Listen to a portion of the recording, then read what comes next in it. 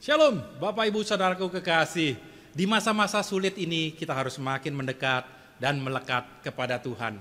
Sebab seberat atau seburuk apapun keadaan kita, percayalah satu hal bahwa Tuhan sanggup memulihkan. Ia memiliki rancangan terbaik bagi setiap umatnya yang mau datang kepadanya. Dalam Mazmur 126 ayat 5 dan 6 dikatakan, orang-orang yang menabur dengan mencucurkan air mata akan menuai dengan bersorak-sorai. Orang yang berjalan maju sambil menangis, sambil menabur benih, pasti pulang dengan sorak-sorai sambil membawa berkas-berkasnya. Apa yang perlu kita kerjakan di masa-masa kesukaran ini? Yang pertama adalah tetap berdoa. Miliki hidup yang melekat kepada Tuhan. Dan tetap andalkan Tuhan. Punyalah saat teduh setiap hari untuk bersekutu dengan Tuhan.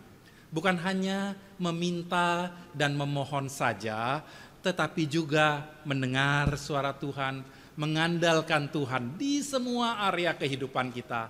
Yang kedua, tetap bekerja dan berusaha keras.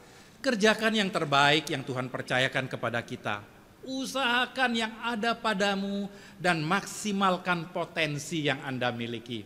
Perbesar wadah rezeki. Ibarat sebuah balok, lebar itu bicara tentang upgrade diri.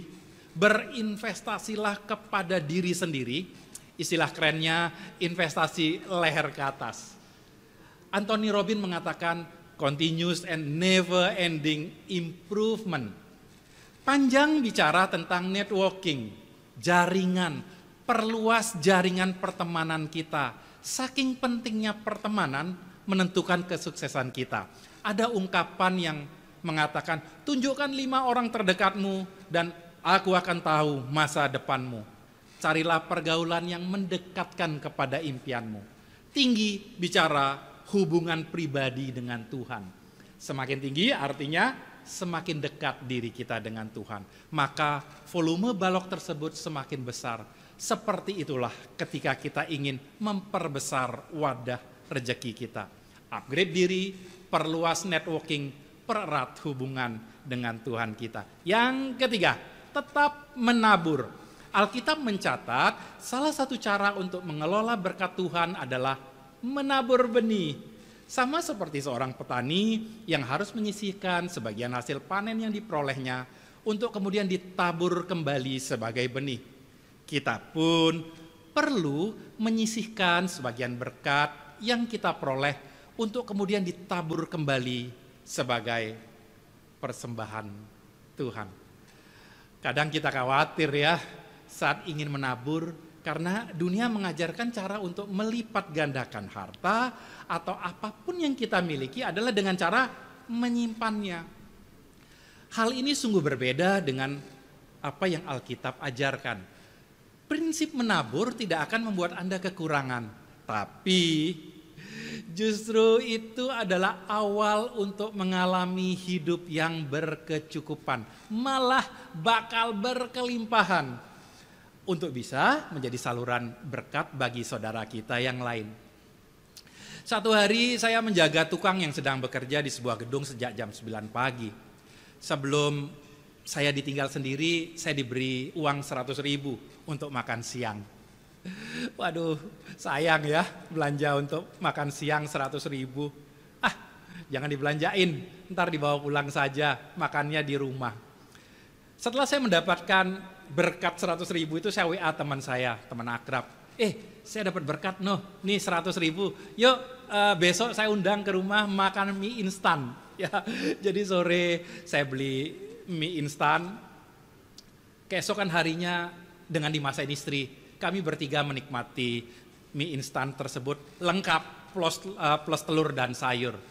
Dan yang luar biasa, nggak sampai seminggu kemudian teman lainnya punya acara perayaan ulang tahun. Saya bersama istri diundang. Sebelum menikmati makanan tersaji, saya memimpin doa. Saking seriusnya berdoa, jadi panjang dan lama.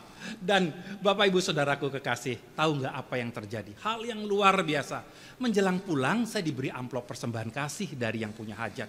Kaget juga ya, kok rasanya tebal banget gitu ya. Sampai di rumah saya serahkan istri, saya suruh buka dan hitung. Ternyata apa yang terjadi saudara? 10 kali lipat dari dana saya mentraktir teman makan mie instan. Sungguh Tuhan kita luar biasa. Apa yang kita tabur kita akan tuai berlipat kali ganda.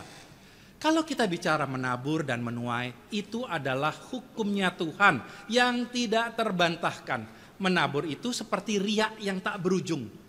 Akan kembali kepada kehidupan kita. Benar sekali apa yang Alkitab katakan di Kejadian 26 ayat 12. Maka menaburlah Ishak di tanah itu, dan dalam tahun itu juga ia mendapat hasil 100 kali lipat, sebab ia diberkati Tuhan. Mari kita berdoa. Ajarkan kami Tuhan untuk tulus menerima apa yang terjadi dalam kehidupan kami. Dengan iman kami percaya Engkau Tuhan tetap berdaulat dalam kehidupan kami.